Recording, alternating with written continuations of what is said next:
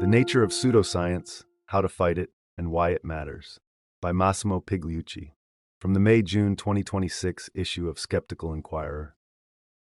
Being a skeptic can be hard on one's soul. That's always been true, ever since the invention of skepticism as a philosophy of life back in the times of Pyrrho of Elis, 365 to 275 BCE. It's hard not just because it requires rigorous intellectual self-discipline, but because, let's face it, much of the world ain't skeptical at all. Indeed, skeptics such as Socrates of Athens, 470 to 399 BCE, have historically been deemed dangerous enough to occasionally be condemned to death on charge of corrupting the youth.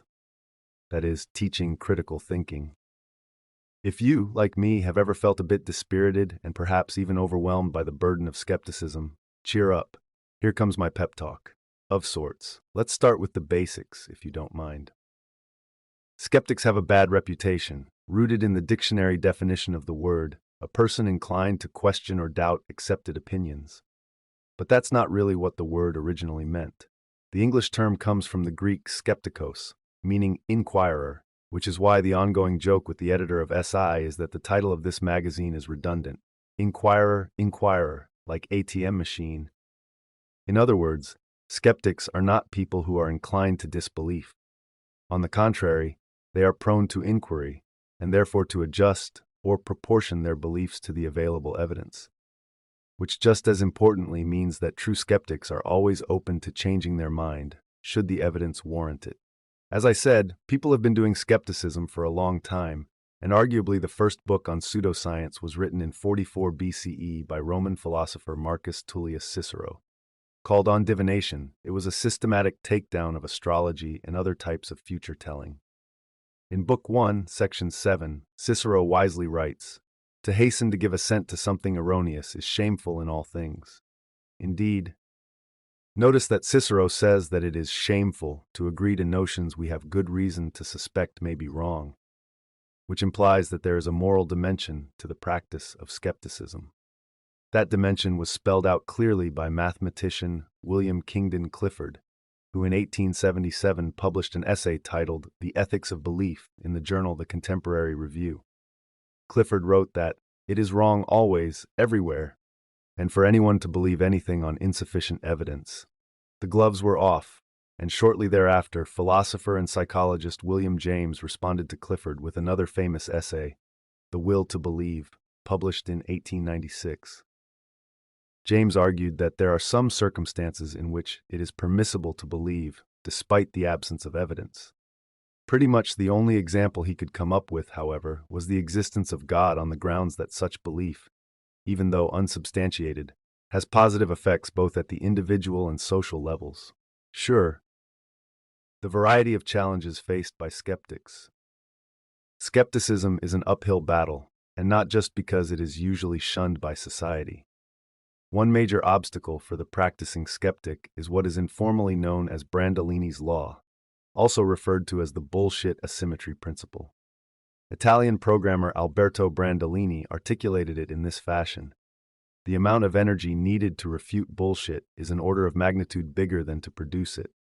I'm sure we have all encountered Brandolini's law in our skeptical practice.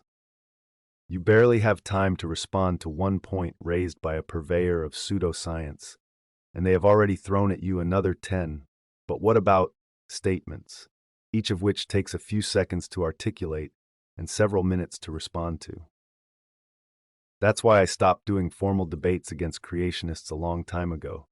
The deck is rhetorically stacked against you, and there's no way to come out of the experience with anything better than a mild loss. Speaking of bullshit, a major recommended source on the topic is the essay aptly titled On Bullshit, published in 2005 by philosopher Harry Frankfurt. In it, Frankfurt states that one of the most salient features of our culture is that there is so much bullshit. He goes on to helpfully distinguish lying from bullshitting.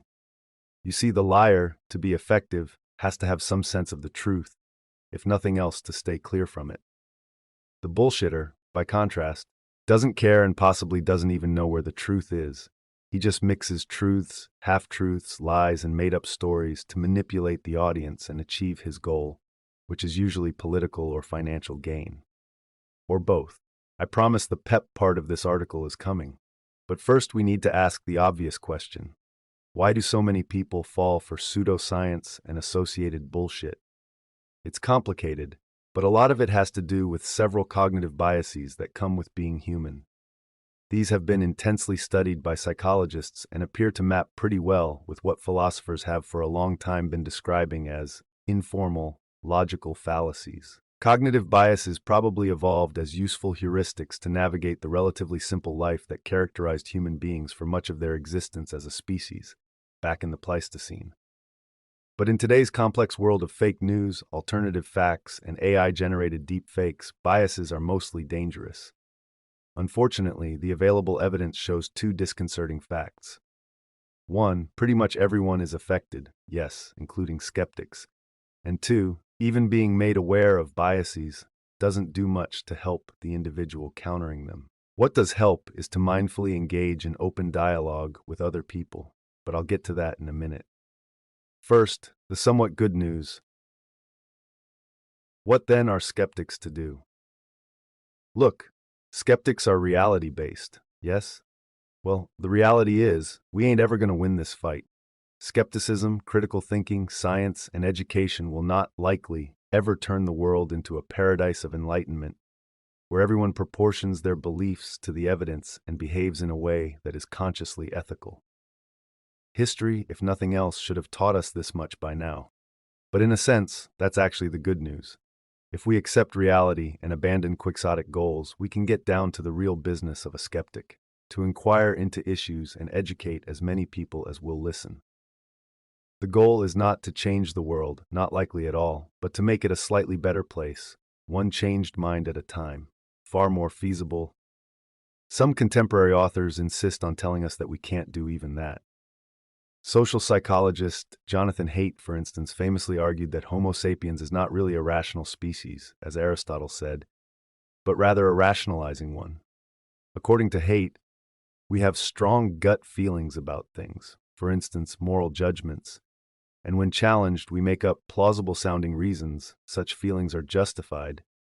There is indeed some empirical evidence to support such a contention, but not as a general rule of human behavior, and most definitely not as an exceptionless rule. Otherwise, presumably, we would have to conclude that Haidt himself writes papers that engage in rationalizations. The reality is that we rationalize largely under two circumstances.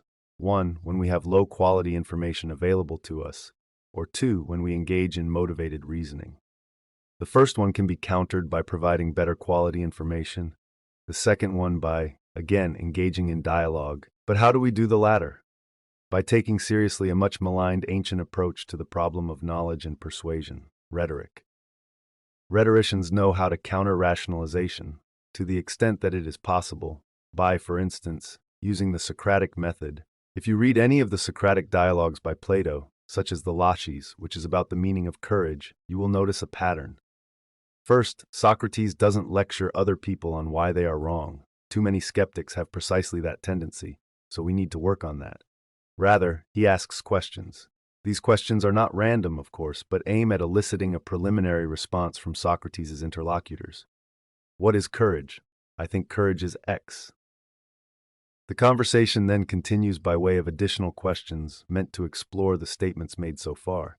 At some point, Socrates would say something along the lines of, "But wait a minute, earlier you said X, but now you just said Y, and X and Y seem to be in tension with each other. How do we resolve that?" The other guy was usually surprised and would concede the point, in part because Socrates kept talking in collaborative, not adversarial terms. This is a joint project, not a debate. After several rounds of this back and forth, the dialogue often ended in aporia, that is, confusion. Nobody, allegedly including Socrates, knew what the answer was.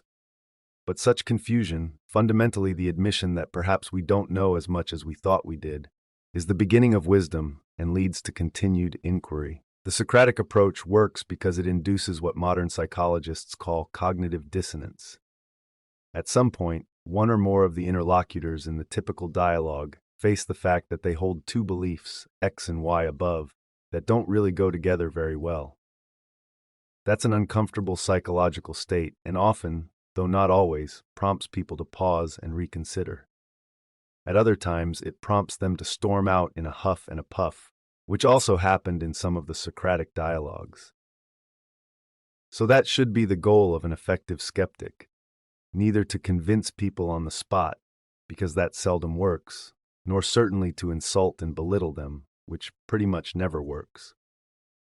Instead, the goal is to trigger cognitive dissonance so that they may begin to admit to themselves that perhaps they need to do some more thinking. More challenges for the modern skeptic. There are other seemingly hard to overcome challenges facing the modern skeptic. For instance, you may have heard that one more explanation for why people are not going to listen to reason is that reason itself evolved not to discover truths about the world, but to manipulate others. This is the so-called Machiavellian theory, named after the notorious and much misunderstood Renaissance Italian political writer Niccolò Machiavelli, author of The Prince. The theory was first proposed by primatologist Franz de Waal, 1982, based on the observation of complex political behaviors within groups of chimpanzees, including alliances between individuals and other kinds of maneuvering that seem to aim at better social positioning. If that's what intelligence is for, then as the argument developed by other authors goes, we are simply not wired to inquire into the nature of the universe and are instead prone to manipulate or being manipulated by others. Setting aside that other evolutionary biologists have criticized the Machiavellian theory on empirical grounds, and the further point that it's really difficult to establish what any trait actually evolved for, let alone one as complex as the structure of the brain, there is of course nothing to preclude human intelligence to perform well at more than one task. We certainly do engage in social politics, but we also just as clearly continue to discover things about how the world works. Imagine how silly it would be for someone to argue, and to be clear, this is not what de Waal did, that personal computers were invented for a particular task, say word processing, and that therefore we shouldn't expect them to be any good at several other tasks, such as web browsing or spreadsheet calculations. Perhaps a more difficult challenge got started as late as 2022, with the release of ChatGPT and the onset of publicly available generative AI software, GAI. This is not the place for an in-depth discussion of the pros and cons of the technology, but a paper by philosopher Michelle Hicks and collaborators investigated GAI's famous hallucinations and argued that these machines behave as bullshit generators in the sense of bullshit already discussed above. In part, they conclude, calling GAI's mistakes hallucinations isn't harmless. It lends itself to the confusion that the machines are in some way misperceiving, but are nonetheless trying to convey something that they believe or have perceived. This, as we've argued, is the wrong metaphor. Calling chatbot inaccuracies hallucinations feeds into overblown hype about their abilities among technology cheerleaders. Calling these inaccuracies bullshit, rather than hallucinations, isn't just more accurate, it's good science and technology communication in an area that sorely needs it. We just can't catch a break, can we? The importance of virtuous persuasion. But do not despair. More help is forthcoming, again from the field of rhetoric. Still one of the best treatises on the topic is Aristotle's Ars Rhetorica. In Book 2, he discusses the three means of persuasion we have available when we wish to change someone's mind: logos, ethos, and pathos. Logos is the only one to which usually skeptics and scientists pay attention. It means to get one's arguments and evidence straight so that what we are trying to convey actually is, to the best of our knowledge, the truth. That's good, but we ain't going to get very far if we ignore the other two tools. Ethos comes from the Greek word for character, and it has to do with establishing our credibility. With most people, especially outside of an academic environment, this isn't just a matter of sporting PhD or MD after one's name. It means being aware of our audience and making a connection that establishes trust. In fact, there is a whole philosophical and psychological literature on trust, which skeptics would be well served to read. It's much harder than we might at first think to lead people to trust us, even if we have done our homework in terms of logos. Third, there is pathos, perhaps the most difficult for skeptics and scientists to wrap their minds around. It has to do with connecting emotionally with one's audience, because if people don't get the sense that you care about them, they will be prone to reject what you say. In my experience, many colleagues recoil from this suggestion on the grounds that it sounds a lot like emotional manipulation. In a sense, it is. Deal with it, because you are not trying to convince perfectly rational machines, but actual people with flesh and blood. People who need not just good arguments, but also trust in and emotional connections with a speaker before they will consider changing their minds, especially about something they care about or that contributes to their identity as human beings, e.g., belief in creationism because they are good Christians. Both Socrates and Aristotle belong to a broader tradition known as virtue ethics. The notion is that what's most important in life is one's own character, which determines what sort of inclinations we have to behave virtuously, i.e., helpfully toward others, or not. A spin-off of virtue ethics is the notion of virtue epistemology, the idea that we ought to work toward improving our grasp of reality because it is the right thing to do. In other words, as Clifford argued in his essay on the ethics of belief, knowledge isn't just a matter of getting things right. It has an ethical dimension. We ought to strive to get things right. Virtue epistemologists have developed a list of virtues we should practice and of corresponding vices we should do our best to avoid. Among the virtues, they include benevolence, i.e., applying the principle of charity, conscientiousness, discernment, honesty, humility, studiousness, and several others. Vices comprise close-mindedness, dishonesty, dogmatism, gullibility, self-deception, and wishful thinking. The problem is that it's far too easy for everyone, including skeptics, to delude ourselves that we clearly belong to the first category, the virtuous, and not the second one, the vicious. But do we? There are ways to check, for instance, by asking yourself, or better yet, ask someone else, whether you pass the following tests. Did I carefully consider the other person's arguments rather than dismissing them out of hand? Did I interpret what the other person was saying in a charitable fashion? Did I entertain the possibility that I may be wrong? Am I actually an expert in this matter? Why am I talking about it? Did I check the reliability of my sources? Am I simply repeating someone else's opinion? Be honest with yourself. How often did you fail one of the entries in the above checklist? Let's all work on this together. Good skepticism begins at home. At the end of the day, I am struck by the usefulness of a metaphor articulated by Carl Sagan in the subtitle of his classic book, The Demon-Haunted World, first published 30 years ago. Sagan referred to science, and by extension reason, as a candle in the dark. Our job is not to expand that candle so that the entire world is illuminated by it. History clearly tells us that is a fool's errand. It can't be done, probably ever. If we set our standards that high, then we are bound to be seriously disappointed, spiral into depression, and give up. Instead, our job as skeptics is to make sure the candle remains lit, that those people who care about truth, science, and reason will always find kindred spirits in both moral and practical support. If we are very lucky, we will contribute to more candles being lit and passed around. That's doable, has been done in the past, and can be done again. So, what are we waiting for? Thank you for listening to Skeptical Inquirer Audio Edition. This podcast is produced by the Center for Inquiry at our headquarters in Amherst, New York. If you would like to support our work, please consider subscribing to Skeptical Inquirer magazine at skepticalinquirer.org. It is listeners like you that make our work possible. With your support, we can continue to promote science, reason, and secular values throughout the world. Thank you.